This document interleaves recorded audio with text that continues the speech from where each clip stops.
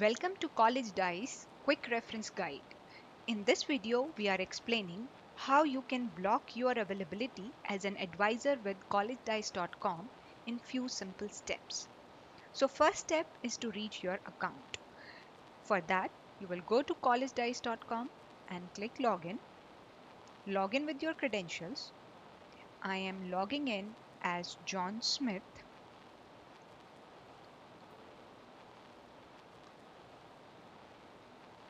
And once you log in, you will see account in the menu.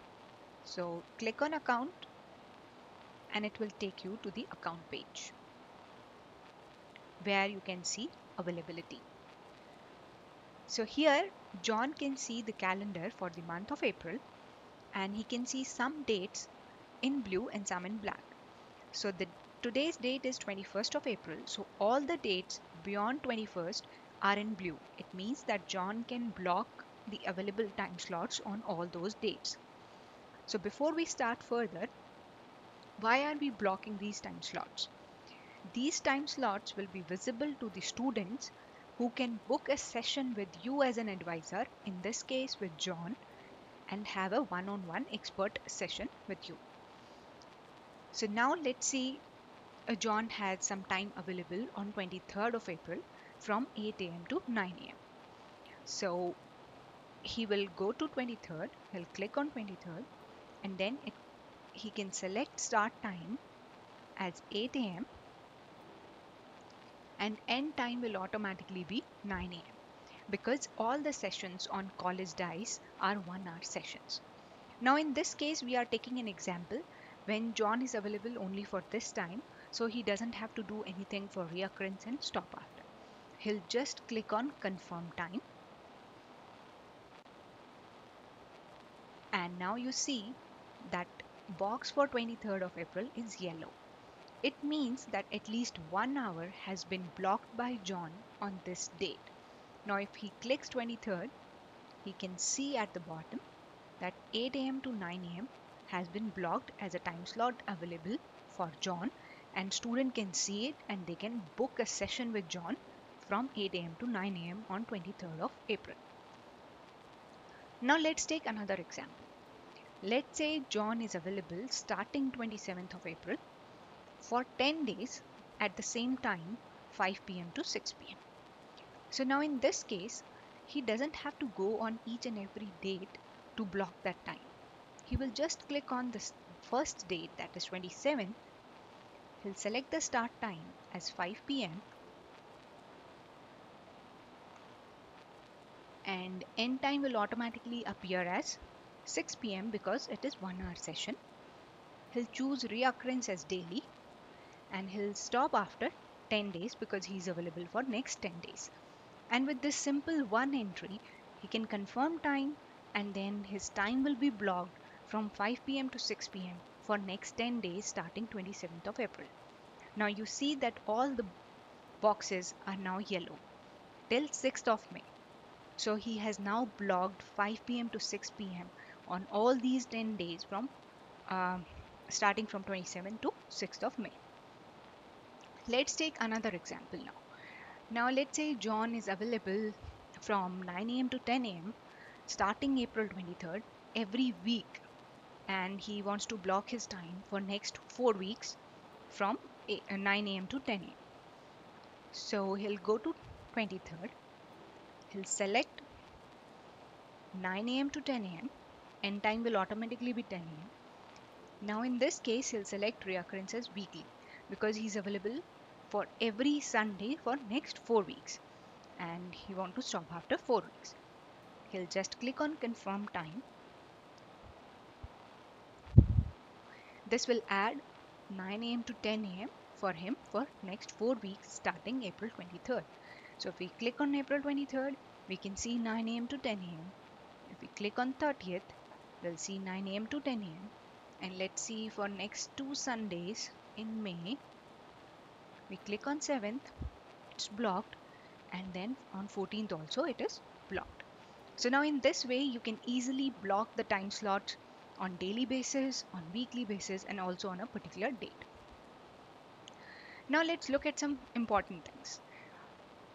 let's say you have blocked now the time on 1st of May from 5 p.m. to 6 p.m. And in this case, John, he realizes that towards the end of April that he might not be available at this particular time. And no student has booked a session with him till now when you realize that. Okay. So, and he will not be available, so he can easily remove this slot by just clicking on 1st of May. He sees 5 p.m. to 6 p.m. and he can just click on remove slot here, and then if you go back and look at May, that time slot is no longer available in his calendar, and then no student is able to see it and cannot book a session with him. So he is okay to do his other activities, he is not blocked here. Now another thing to note, if you want to look at all the time slots on a particular date, so you just have to click on that date. Let's say you want to look at all the sessions blocked for 23rd of April. So if you click on 23rd, you can see 8 a.m. to 9 a.m. was blocked, 9 a.m. to 10 a.m. was blocked. And if you want to see all the sessions blocked in a month, you just click on the month. Let's say we want to see all the sessions for May. You click on May, and then you will see all the sessions blocked for the month of May. Simple. Now let's take one example when John has blocked the time and a student has booked a session with him on that particular time slot. So in this case, in June, John actually blocked some time on 20th of June. So if you click on 20th, you'll see that John has blocked 5 p.m. to 6 p.m. and now someone has booked a session with him on this day. So it is appearing in green. Green means that at least one session has been booked with you, in this case with John, on that particular date. Now when he clicks on 20th, he'll see booked slot and he can click for details. When we click for details, we see session details. So this is the link. By clicking on this link, you can join the session as an advisor. Session requester, so who has requested this session with John, and requester note. So requester note indicates what is the expectation of the requester if you want to share some information with you. Like in this case, Amit is sharing that he wants to apply for top US MBA programs and he need help to write some essays so that he can improve his chances of getting into the schools. So in this way, requester can actually convey his message towards you. Now, you can either join the session by clicking on this link on the date and time of the session, or you can also see this at the top in the booked sessions tab. You click there and you'll see the same session details over here, and there is a link here. You can click here to join the session. We'll be sharing more details in our next video, how to conduct a session, that when you click on this link, what will happen. Now, one more thing about booking of the sessions. As soon as the student books a session with you as an advisor, in this case with John, John would have received an email indicating that Amit has booked a session with him on 20th of June from 5 p.m. to 6 p.m. And also, you will receive an reminder email in advance, one day in advance, from the date and time of the session, that you have to join the session next day. Okay. Now let's go back to availability. The last thing that I want to share is that you see your current time zone is GMT minus 4 hours is written over here.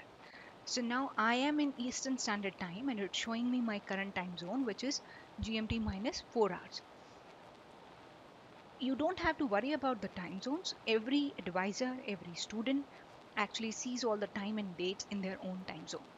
But you need to do one quick check, that if you see that this is not your correct time zone, then you have to check your browser settings.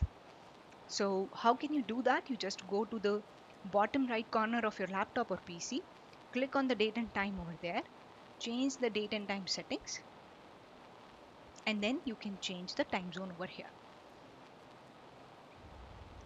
So you are all set to block your time slots so that students can book a session with you. All the best. Thanks for listening to us. You can view all other videos in the reference material in your account. Thank you.